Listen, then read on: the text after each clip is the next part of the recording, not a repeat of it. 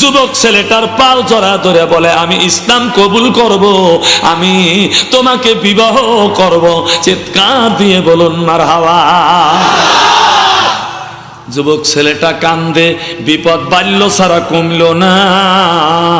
কারণ যদি আগামীকাল খবর আসে যে তুমি ইসলাম কবুল করবে, বাচ্চা তো আরো রেগে যাবে, আরো রিমান্ডে নিবে।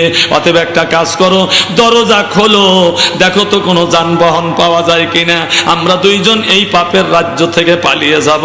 দরজাও খুলছে, সঙ্গে সঙ্গে মহান রব্বুল আলামিনের পক্ষ থেকে দুইটা তাজি ঘোড়া এদেরকে নেওয়ার জন্য আল্লাহ দরজায় পাঠাইয়া দিছে। দুইজন ঘোড়ায় সওয়ার হয়ে সারা রাত চলতে লাগিল। ফজরের আজান হয়, বাগানের মধ্যে ঢুকিয়া যেখানে আপনার ফলবান বৃক্ষ নাই ওই জায়গায় যায় গাছ